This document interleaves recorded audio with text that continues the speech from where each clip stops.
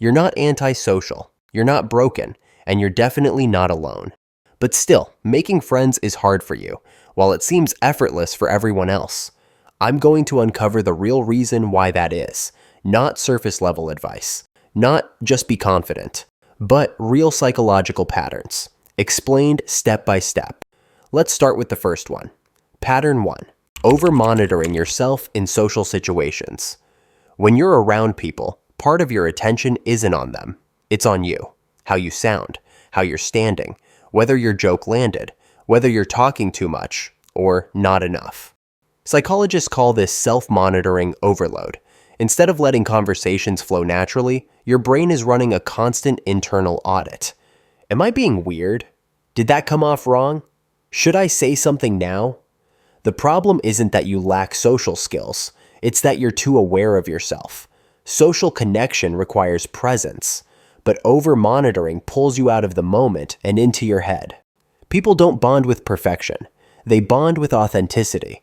And when your mind is busy correcting itself in real time, warmth and spontaneity get filtered out.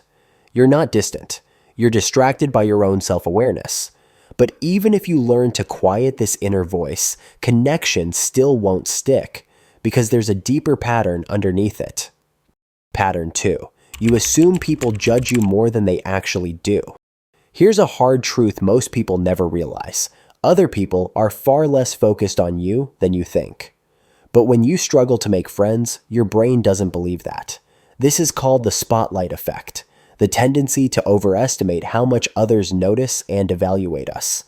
You replay conversations because your mind assumes mistakes are being remembered and judged. In reality, most people are too busy worrying about their own performance to analyze yours. But when you believe you're under constant evaluation, you subconsciously hold back. You speak less. You reveal less. You play it safe. And safety kills connection. Friendship forms when people feel emotional openness, not when everything is polished. Yet even if you logically understand this, something still blocks closeness. And that brings us to the next pattern. Pattern 3. You struggle with emotional timing. Because you have trouble making friends, you say things like, "I don't know what to say. I'm bad at small talk. I'm awkward." But psychology suggests a different issue, emotional pacing. You either open up too slowly or too quickly. Some people keep emotional walls up for so long that others assume disinterest. Others share deep thoughts too early, making people pull back. Neither is wrong, but both disrupt social rhythm. Friendship isn't all about what you say, it's about when you say it. People bond gradually, through shared moments, mutual vulnerability, and emotional calibration. If your timing is off, connection feels forced instead of natural.